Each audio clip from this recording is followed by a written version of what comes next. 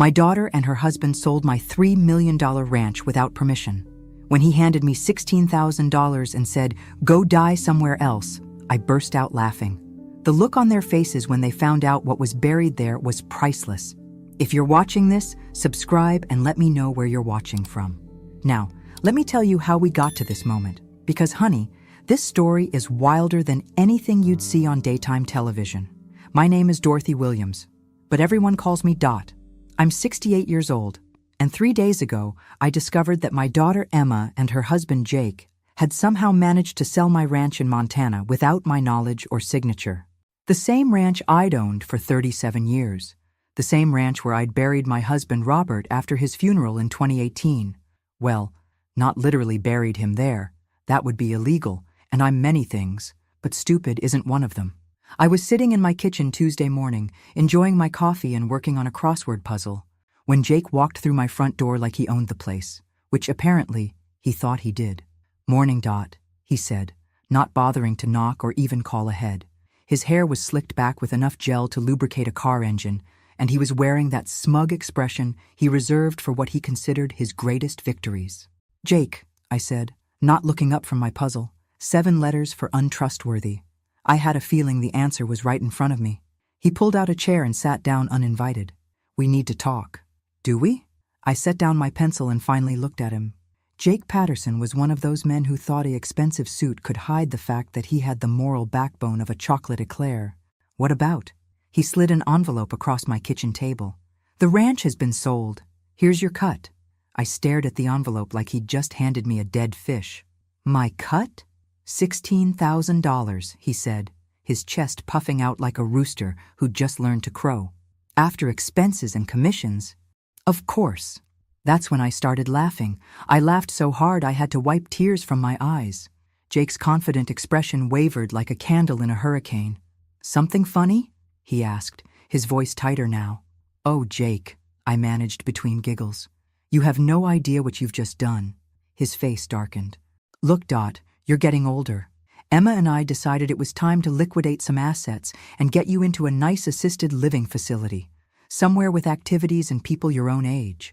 "How thoughtful," I said, my laughter fading to a smile that would have made a shark nervous. "And you did this how?" "Exactly? Last I checked, my name was on that deed."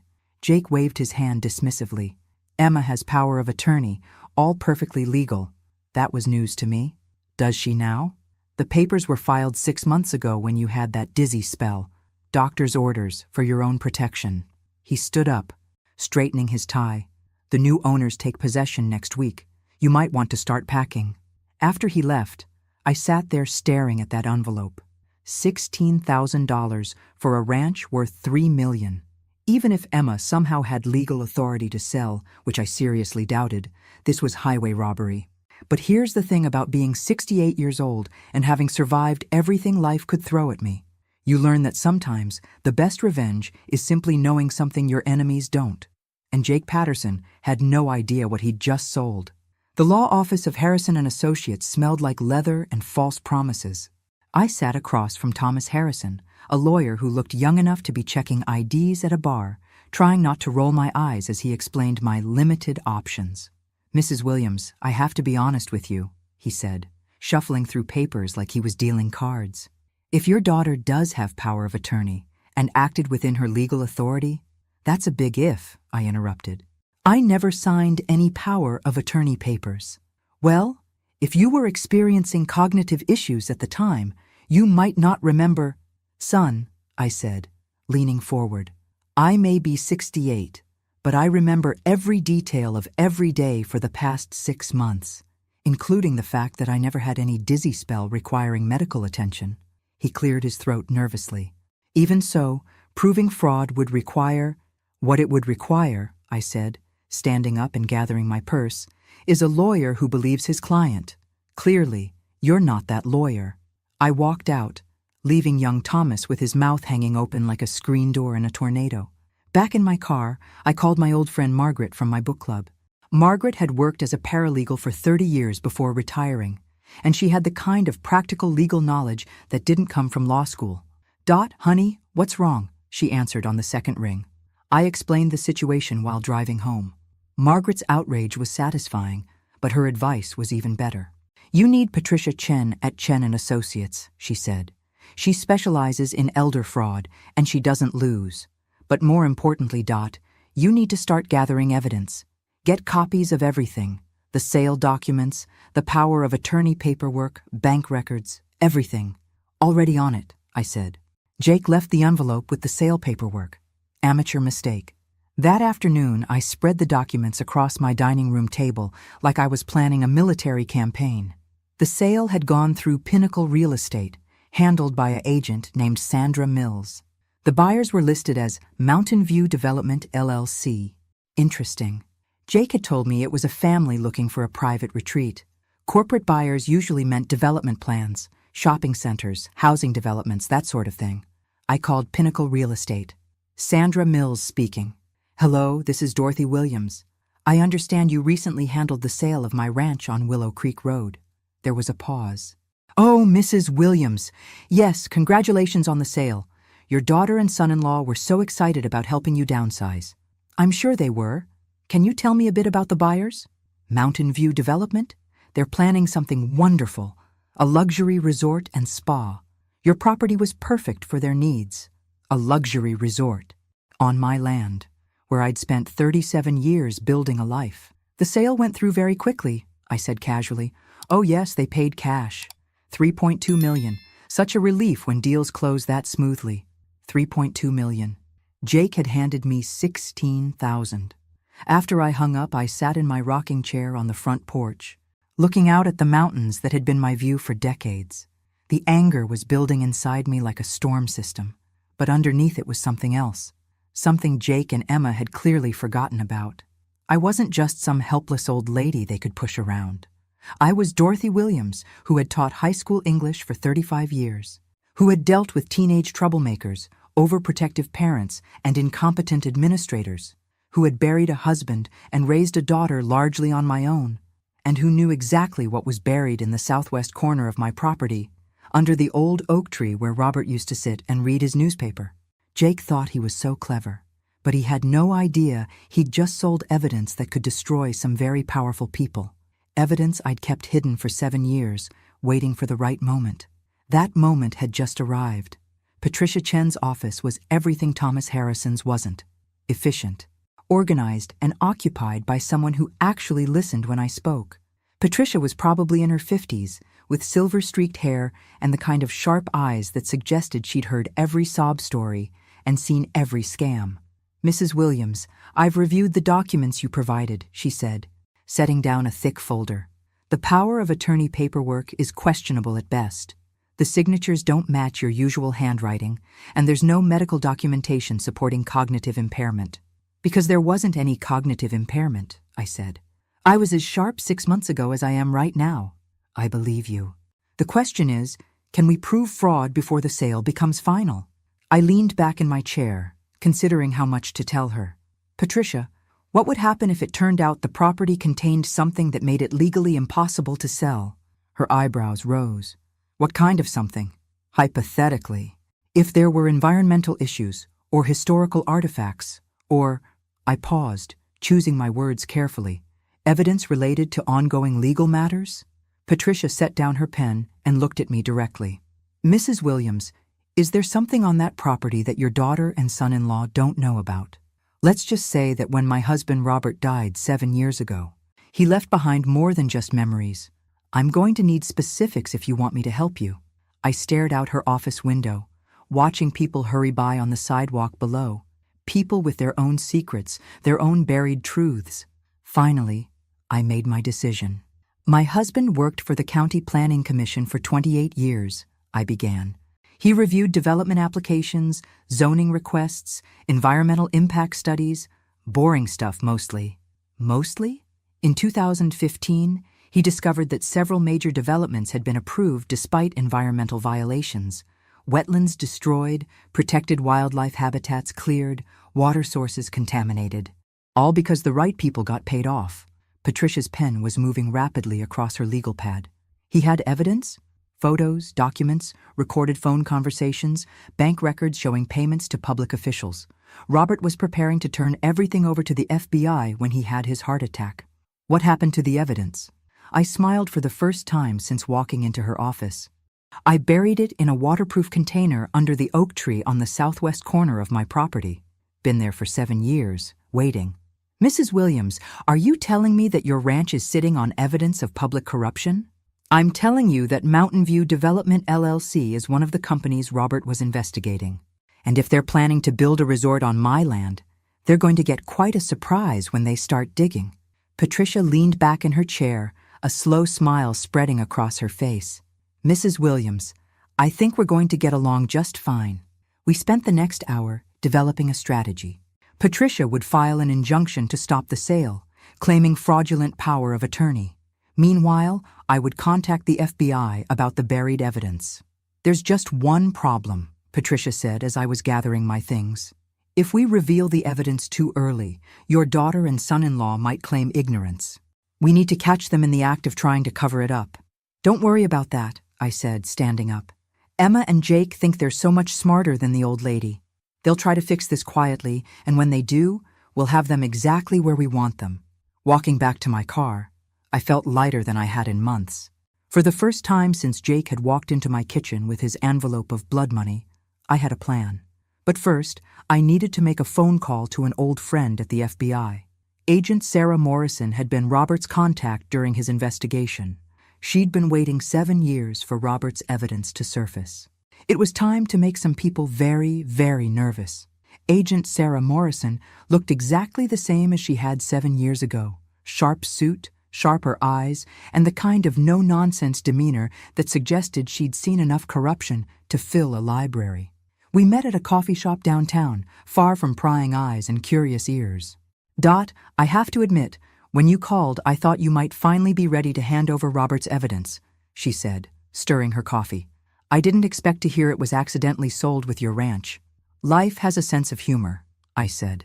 The question is, how do we handle this without spooking the development company? Sarah pulled out a tablet and showed me a screen full of corporate information. Mountain View Development LLC is owned by Bradley Construction Enterprises. Ring any bells? My blood ran cold. James Bradley was the main target of Robert's investigation. Exactly. And Mr. Bradley has spent the last 7 years very carefully avoiding anything that might draw federal attention. He's been clean as a whistle, suspiciously clean. Until now, I said. He just bought property containing evidence that could send him to federal prison. The question is, does he know what he bought? I considered this. Jake and Emma certainly don't know. They think they're getting rich quick by selling their crazy mother's property. But Bradley... I paused, thinking. Robert always suspected someone warned Bradley about the investigation. That's why he hid the evidence instead of turning it in immediately. Sarah leaned forward.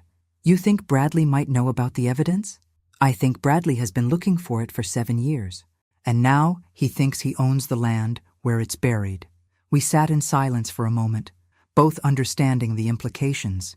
If Bradley knew about the evidence, this wasn't just about my ranch anymore. This was about a desperate man trying to bury his past. Literally. Here's what we're going to do, Sarah said finally. We're going to let the sale proceed, but under surveillance. If Bradley starts digging in suspicious places, we'll know he's looking for something specific.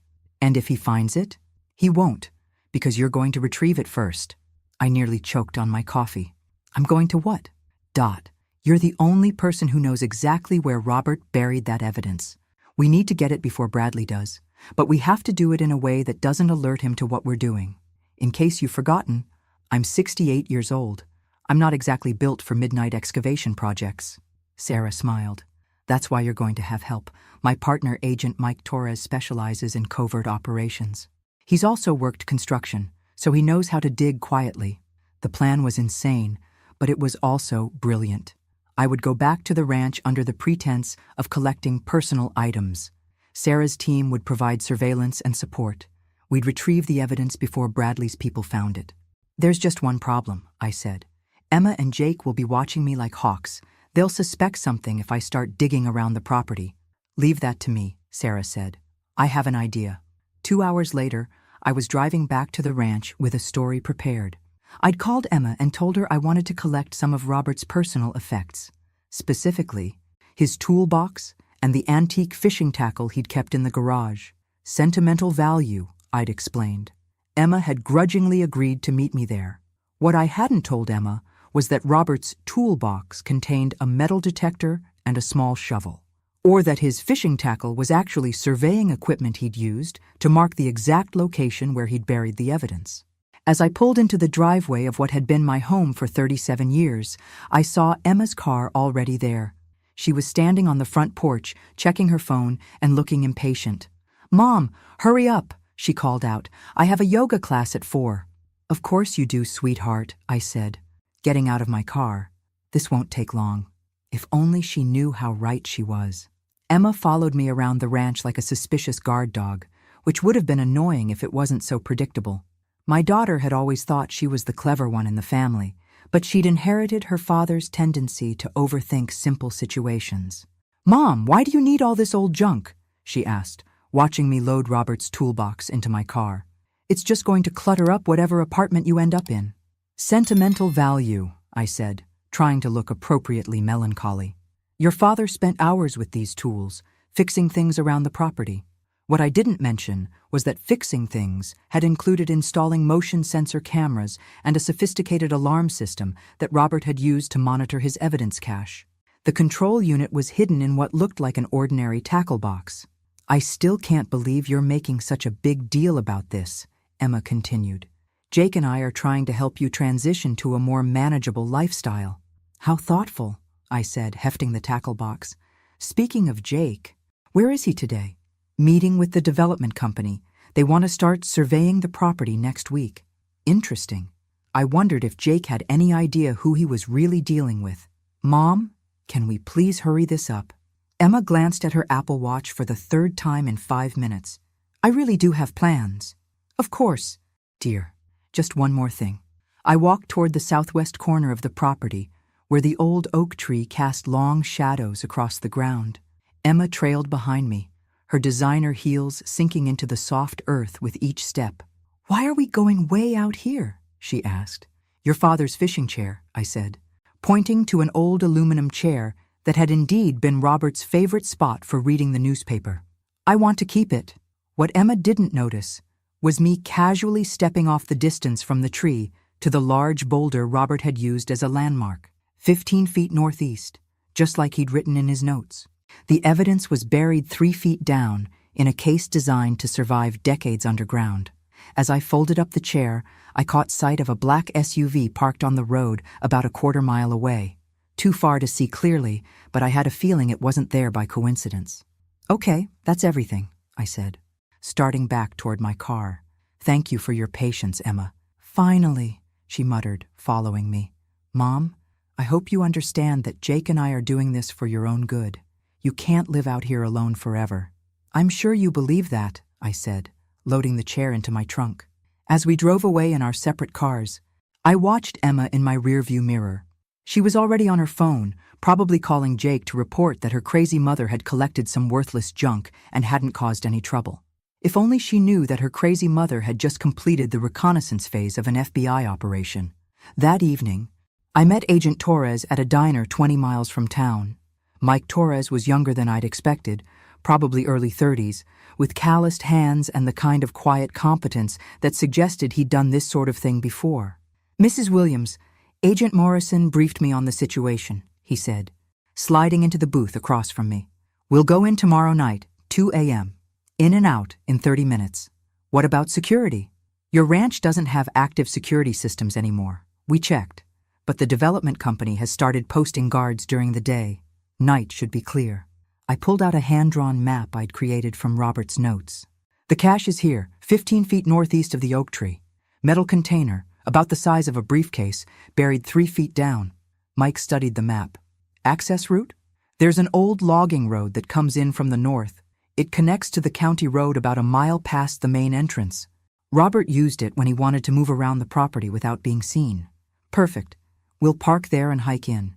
You'll stay in the vehicle with communications." I looked at him like he'd suggested I wait in orbit.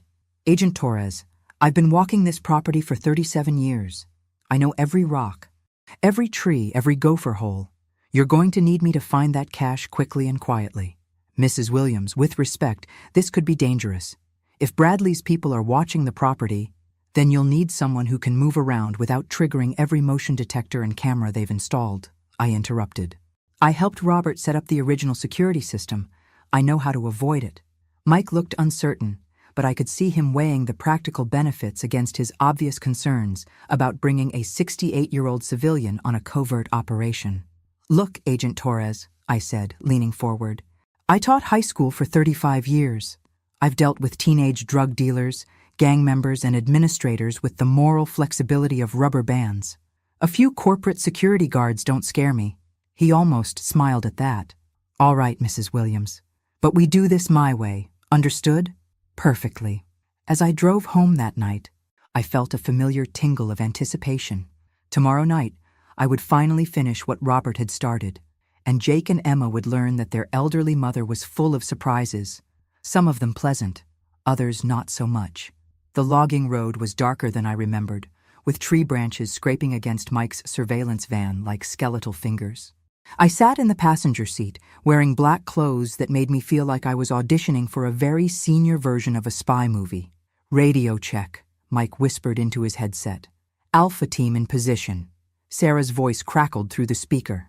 Copy, Alpha. No movement on primary surveillance. You're clear to proceed. Mike turned to me. Last chance to wait in the van, Mrs. Williams. Agent Torres, I've come this far. I'm not backing down now. We grabbed our equipment, Mike's professional excavation tools, and my much more humble collection of garden implements, and headed into the darkness. I'd walked this path hundreds of times during daylight, but at 2 a.m. it felt like an entirely different landscape. Bear left at the fallen log, I whispered, pointing ahead. The oak tree should be visible in about 50 yards. Mike moved like a ghost, barely disturbing the undergrowth. I tried to match his stealth, though my 68-year-old joints weren't quite as cooperative as I would have liked. The oak tree loomed against the starlit sky, its massive trunk exactly as I remembered. I counted off 15 paces northeast and pointed to a spot near the large boulder. There, I whispered. Mike pulled out what looked like a high-tech metal detector and swept it over the area. Within seconds, it began beeping softly. Got it, he said. Metal object, approximately 3 feet down, consistent with your description. He began digging with practiced efficiency, removing dirt in careful layers to minimize disturbance. I kept watch, scanning the tree line for any signs of movement. Mrs. Williams, Mike whispered after about 10 minutes. I think I hit something. I crept closer and saw the corner of a metal case emerging from the dark earth.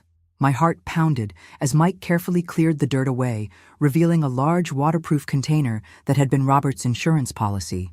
There, I breathed. That's it. Mike lifted the case from the hole and quickly began filling it back in. Let's get out of here. But as we turned to head back to the van, I caught sight of headlights in the distance. A vehicle was coming up the main ranch road. Mike, I hissed, pointing toward the lights. He immediately pressed his radio.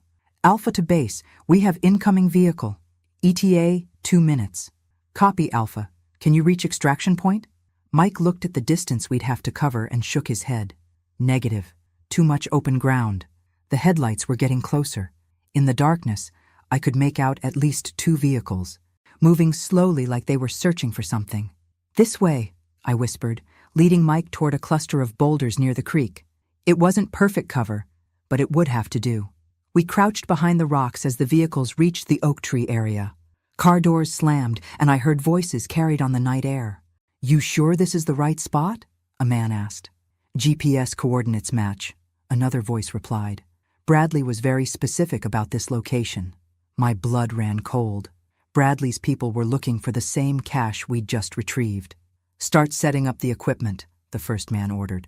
Boss wants this done before sunrise. Through a gap in the rocks, I could see 3 men unloading what looked like excavation equipment. Serious stuff, not the kind of tools you'd use for casual digging.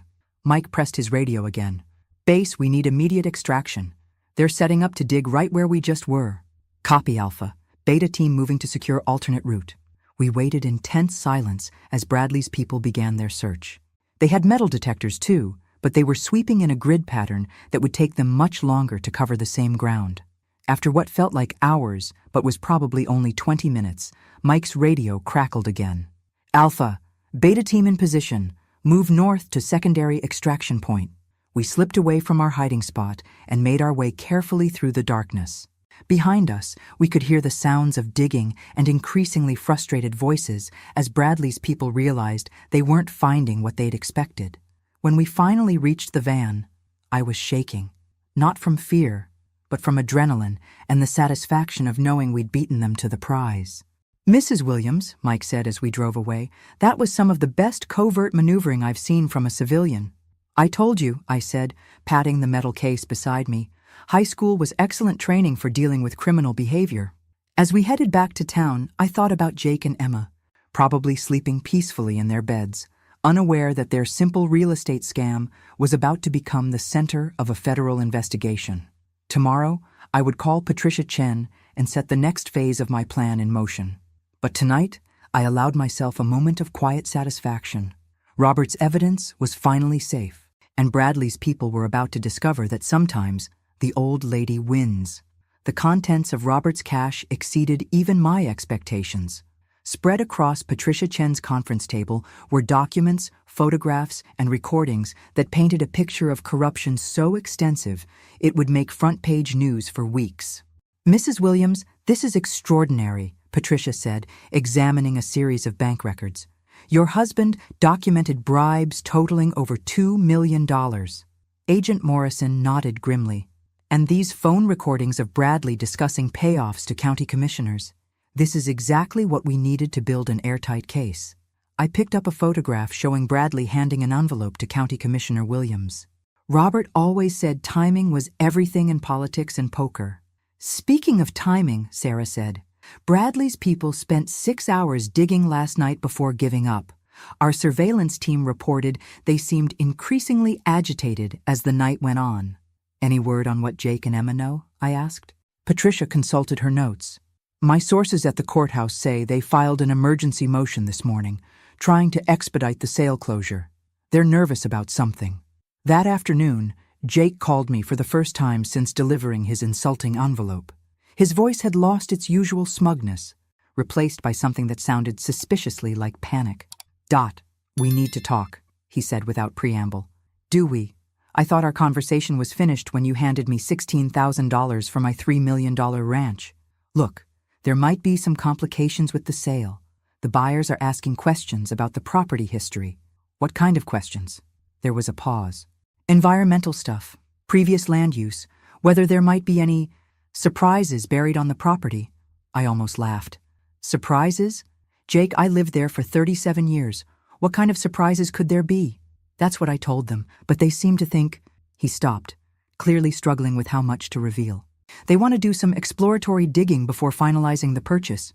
And Emma and I were hoping you might know if Robert ever buried anything on the property. Old septic systems, farm equipment, anything like that. Now I did laugh. Oh, Jake, you have no idea how deep a hole you've dug for yourself. What's that supposed to mean? It means you should have asked these questions before forging my signature on legal documents. The line went quiet. I don't know what you're talking about. I'm talking about the fact that I never signed any power of attorney papers, Jake. I'm talking about fraud. You need to be very careful about making accusations. Or what? You'll steal more of my property? I hung up before he could respond. Within an hour, Emma was calling, her voice shrill with panic. Mom, what did you say to Jake? He's talking about lawyer fees and criminal charges. I told him the truth, Emma. Something you two might want to consider trying. Mom, please, we can fix this. We can work something out. The time for working something out was before you decided to treat me like a senile old woman who could be discarded. We never meant... You meant exactly what you did. The question now is what you're going to do about it. After I hung up on Emma too, I called Patricia. They're panicking. Bradley must be putting pressure on them to resolve whatever problems his people discovered. Good. Panicked people make mistakes. What's our next move? We let them panic a little more. Tomorrow, I'm filing criminal charges for elder fraud and forgery. Once that's public record, Bradley will realize he's been dealing with criminals who couldn't deliver what they promised. That evening, I sat in my temporary apartment, looking through the evidence we'd recovered. Robert had been meticulous in his documentation. But one file surprised me. It contained information about Jake's construction company, specifically about a development project that had been built on illegally filled wetlands. Jake hadn't just stumbled into this mess by accident. He'd been involved in Bradley's corruption network for years. My phone rang. Unknown number. Mrs. Williams? The voice was unfamiliar, gravelly. My name is James Bradley. I think we need to have a conversation. Every instinct told me to hang up, but curiosity won. Mr. Bradley, I understand you've purchased my ranch. There seems to be some confusion about that purchase.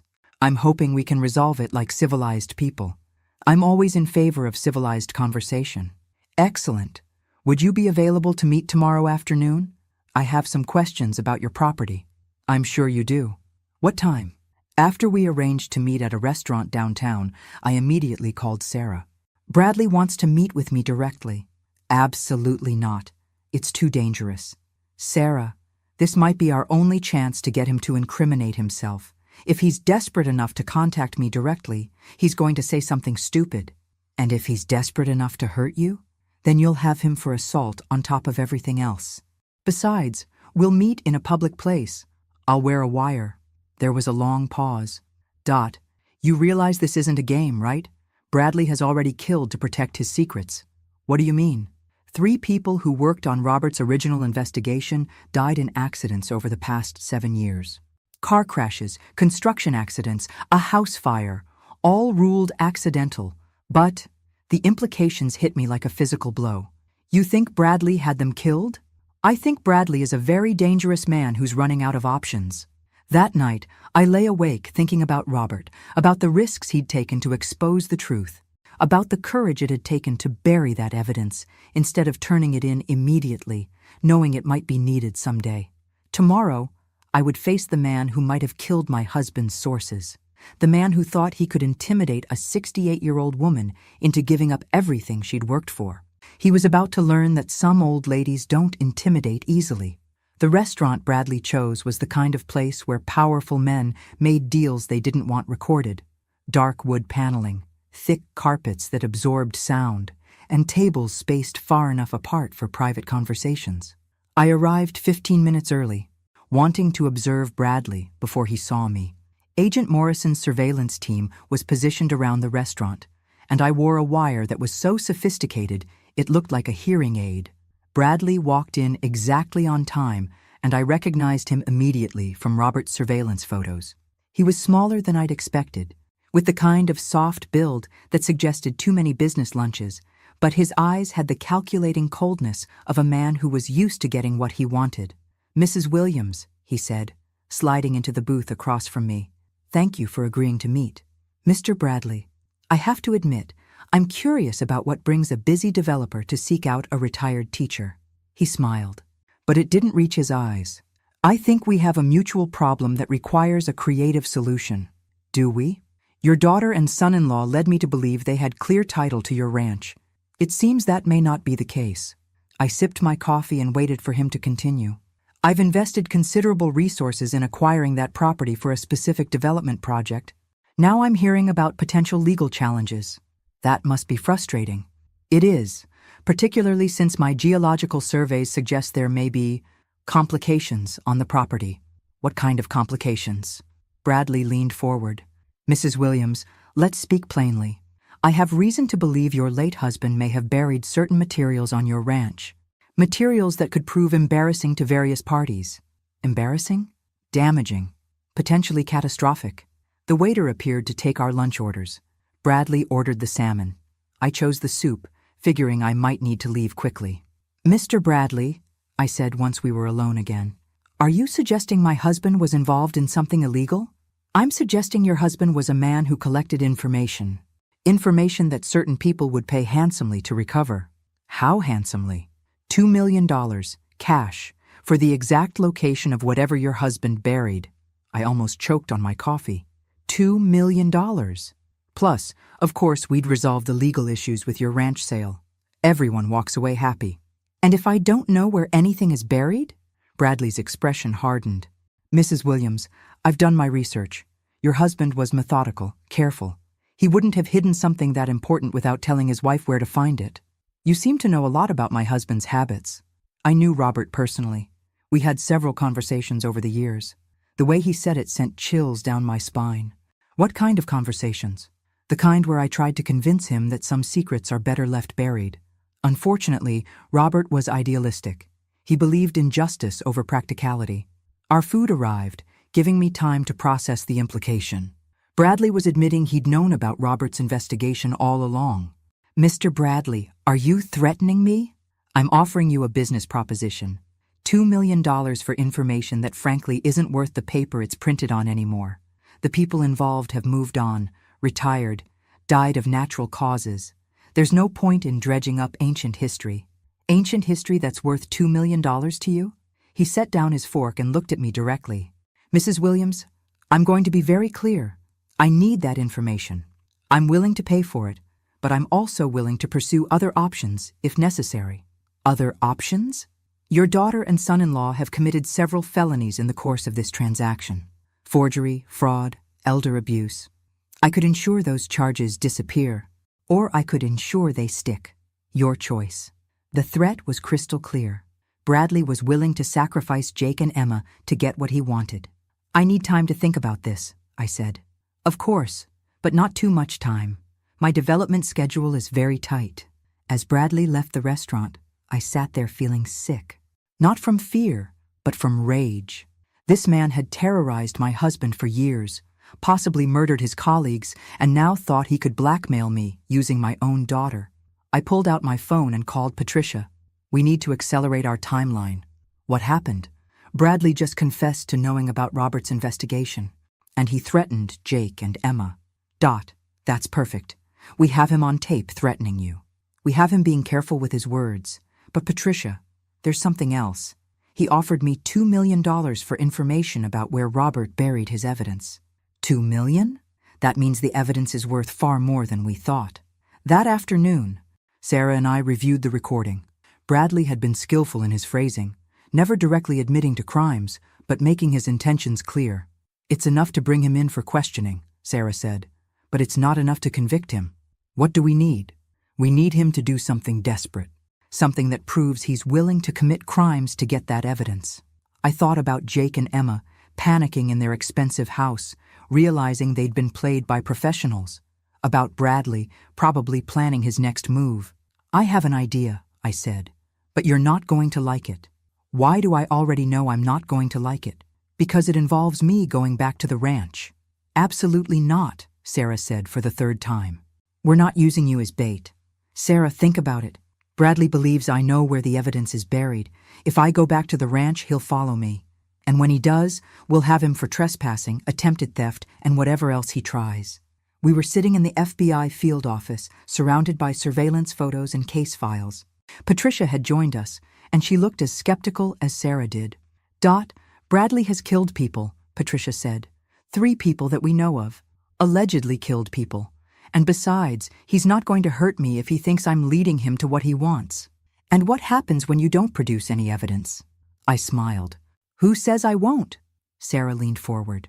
"What are you talking about? Robert was thorough, remember? He didn't just bury 1 cache. He buried 3. The room went quiet. The main evidence cache was what we recovered the other night. But Robert also buried backup copies in 2 other locations on the property. Insurance policies. And you know where they are? Of course. Robert didn't trust anyone completely, except me. Patricia was making notes rapidly. "So you're proposing to lead Bradley to one of the backup sites?" "Exactly. We set up surveillance, let him think he's about to get what he wants. Then arrest him in the act of attempting to steal evidence in a federal investigation." Sarah shook her head. "There are too many variables. What if he brings armed men? What if he decides to eliminate you after he gets the evidence? Then you'll have him for attempted murder too. Sarah, we need to end this. Bradley isn't going to give up, and he's already threatening Jake and Emma. If we don't stop him now, someone is going to get hurt." After 2 hours of arguing, they finally agreed to a modified version of my plan. I would call Bradley and tell him I'd found something Robert had left behind. A map showing where he'd buried important documents. I would offer to trade the location for immunity for Jake and Emma. But we do this with a full tactical team, Sarah insisted. "And the moment things go sideways, you get out of there." "Understood." That evening, I called Bradley from my apartment. He answered on the first ring. "Mrs. Williams, I was hoping to hear from you. I've been thinking about our conversation. Mr. Bradley, I may have something you're interested in. I'm listening." After you left, I went through some of Robert's old papers. I found a hand-drawn map showing where he buried what he called his insurance policy. There was a pause. "What exactly does this map show?" "GPS coordinates, depth measurements, a detailed description of what's buried and where. And you're willing to share this information? For the right price, and a guarantee that my daughter and son-in-law won't face criminal charges." "Of course. When can we meet?" "Tomorrow night. At the ranch. Midnight." "Why the ranch?" "Because I want to verify the location before I hand over the map. Make sure I'm giving you accurate information." Bradley agreed, though I could hear the suspicion in his voice. That was fine. Suspicious people made more mistakes. The next day, Sarah's team set up surveillance around the ranch. Infrared cameras, motion detectors, and sharpshooters positioned at strategic points around the property. "Remember," Sarah told me through my earpiece, "you're never more than 50 yards from backup. The code word is insurance. If you say that word, we move in immediately." At 11:45 p.m., I drove up to the ranch in my old Honda, feeling more nervous than I wanted to admit. The property looked different in the darkness, more menacing than the home I'd loved for 37 years. Bradley's black SUV was already there, parked near the main house. I saw at least 2 other vehicles nearby, which meant he'd brought backup. As I got out of my car, Bradley emerged from the shadows with 2 men I didn't recognize. Both were large, quiet, and moved like they'd done this sort of thing before. "Mrs. Williams," Bradley said, "I appreciate your punctuality." "Mr. Bradley, I hope you appreciate mine." "The map?" I pulled out a folded piece of paper from my jacket pocket. GPS coordinates for 3 different burial sites. Robert was apparently more paranoid than I realized. Bradley studied the map by flashlight. "These locations are all on the southwest section of the property. Robert always said that was the most secluded area, less chance of accidental discovery." "And you're certain this information is accurate?" "There's only one way to find out." Bradley nodded to his men, and we began walking toward the coordinates I'd marked on the fake map. What Bradley didn't know was that I was leading him directly into the FBI's surveillance zone. As we reached the first location, Bradley's men began setting up excavation equipment. Professional stuff, the kind used for construction projects. "This seems like a lot of preparation for a simple excavation," I observed. "Mrs. Williams, when you're dealing with potentially explosive information, it pays to be thorough." That's when I realized Bradley planned to dig up everything tonight. Not just verify the location, but recover all the evidence immediately, and probably eliminate the only witness who knew where it was buried. I took a deep breath and spoke clearly into my hidden microphone. "Mr. Bradley, I hope you brought adequate insurance for this operation." The code word was out. Now I just had to stay alive long enough for the cavalry to arrive.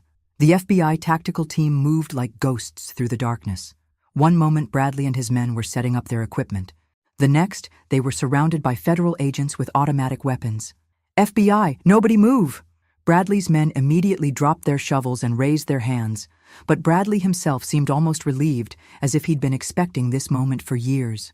"Mrs. Williams," he said calmly, even with 3 red laser dots dancing on his chest. "You've been busy. 7 years, Mr. Bradley. I've had 7 years to plan this moment." Agent Morrison stepped into the circle of light cast by the excavation equipment. "James Bradley, you're under arrest for conspiracy, bribery of public officials, and attempted theft of evidence in a federal investigation." As the agents cuffed Bradley and his men, he looked at me with something that might have been respect. "Your husband would be proud. My husband is the reason you're going to spend the rest of your life in federal prison." But Bradley smiled. "Mrs. Williams, I think you'll find this story is far from over." "What's that supposed to mean?" "It means you've been assuming I was the top of the food chain. You're about to discover how wrong you were." The next morning, the story exploded across every news outlet in the state. "FBI arrests developer in corruption scandal" was the headline in the morning paper, accompanied by photos of Bradley being led away in handcuffs. But it was the second story that caught my attention. Local couple arrested in elder fraud scheme. Jake and Emma had been picked up at their house at dawn. According to the article, they were being charged with forgery, elder abuse, and conspiracy to commit fraud. Their bail had been set at $500,000 each. Patricia called me while I was reading the paper. We need to talk.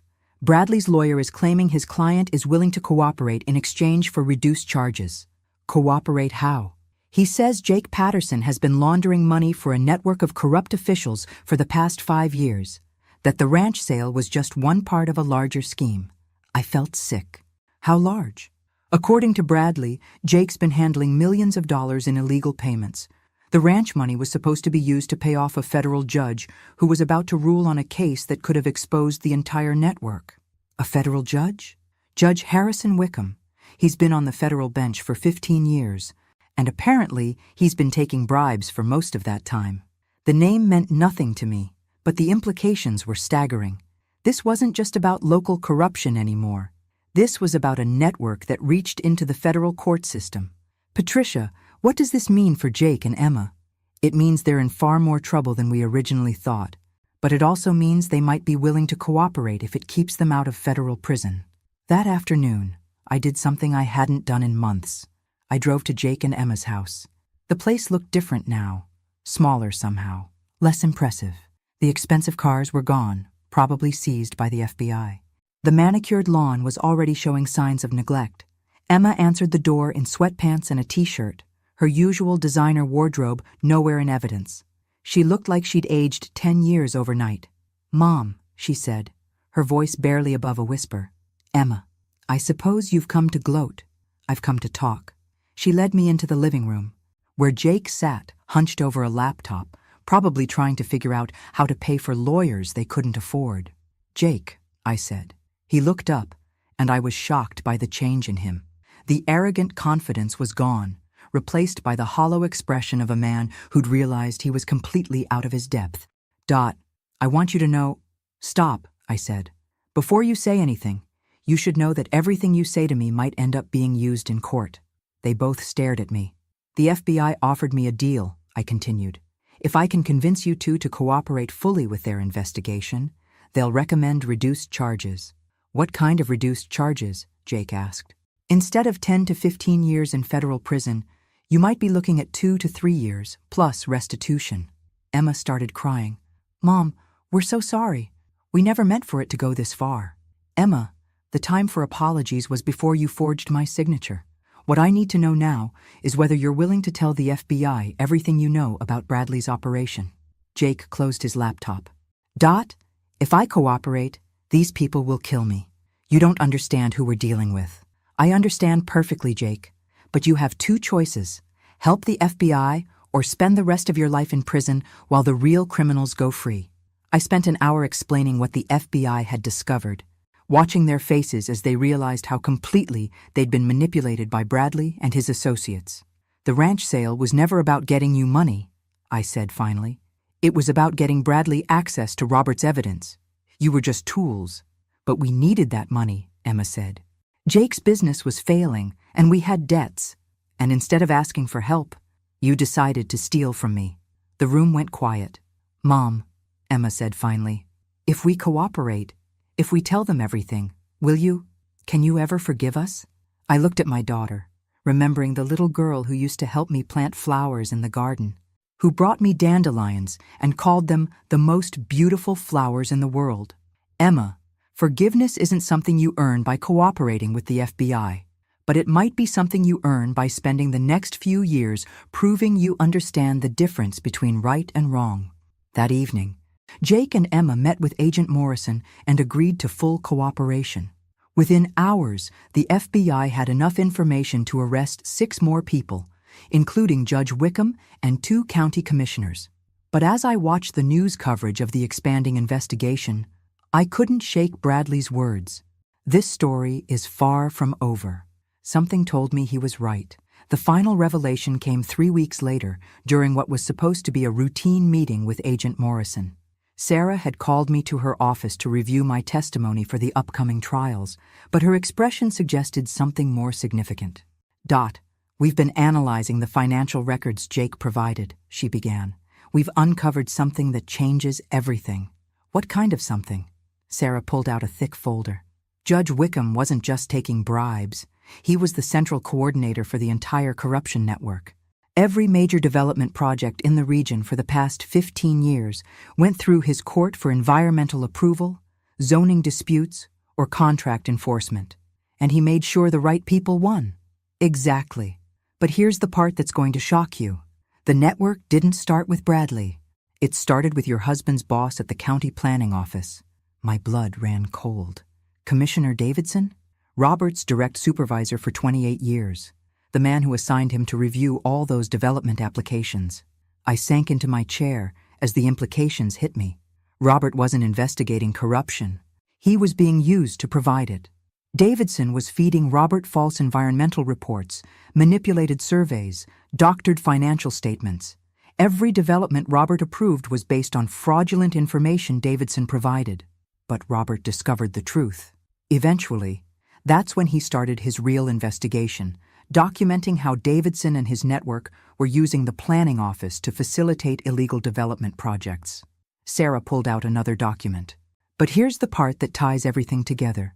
Davidson died 2 years ago in a car accident, the day before he was scheduled to testify before a federal grand jury. You think they killed him? I think Davidson knew too much and was about to talk, just like Robert would have if he'd lived long enough. The room was spinning. Robert hadn't just been investigating corruption. He'd been a victim of it.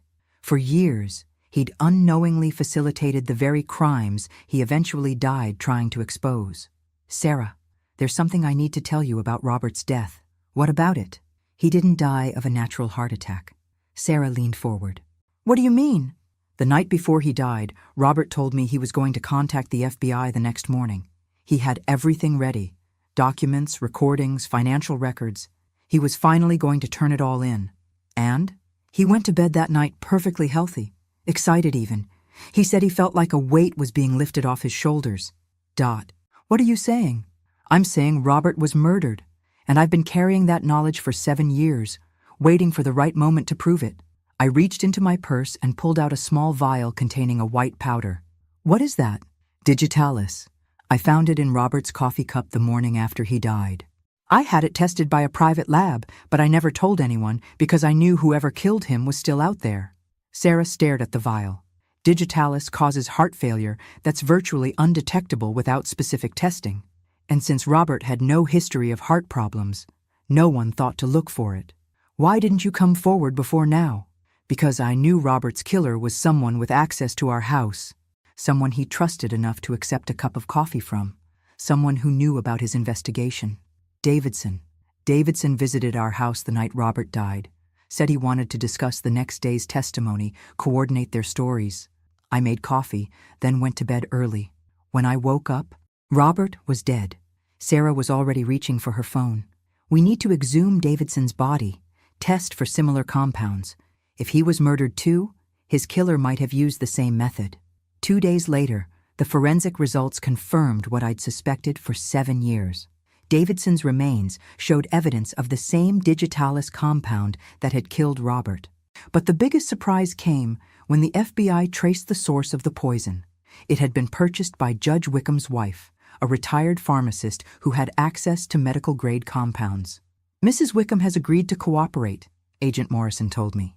She says her husband forced her to provide the poison, threatening to implicate her in the corruption scheme if she refused.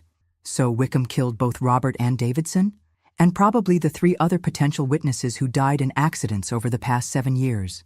Mrs. Wickham kept detailed records of every compound she provided. We can now connect Wickham to 5 murders. The final arrests made national news. Judge Harrison Wickham, charged with 5 counts of murder and leading a racketeering organization. His wife, granted immunity in exchange for testimony. Bradley and 12 other defendants facing charges ranging from bribery to conspiracy to commit murder. Jake and Emma, as promised, received reduced sentences. 2 years each, plus restitution and community service. They would rebuild their lives, but they would do it with a clear understanding of what their choices had cost. As for me, I got my ranch back. The sale was voided due to fraud, and Mountain View Development LLC was dissolved. I decided to donate the property to the state as a nature preserve, with one condition: a memorial garden for Robert and the other victims of the corruption network. 6 months after Bradley's arrest, I stood in that memorial garden, watching the sunset paint the mountains in shades of gold and purple. Patricia Chen had joined me for the dedication ceremony, along with Agent Morrison and dozens of people whose lives had been touched by the corruption network. "Any regrets?" Patricia asked. I thought about Robert, about the years he'd spent unknowingly facilitating the very corruption he died trying to expose, about Jake and Emma, learning hard lessons about the consequences of greed, about the 5 people who died because they threatened to expose the truth. "No regrets," I said finally. Justice took 7 years, but it finally arrived. As the stars came out over the ranch that was no longer mine but would forever be home, I allowed myself a moment of quiet satisfaction. Robert's evidence had finally served its purpose. The truth had won. And sometimes, that's enough. The old lady had gotten the last laugh after all. Thanks for listening. Don't forget to subscribe and feel free to share your story in the comments. Your voice matters.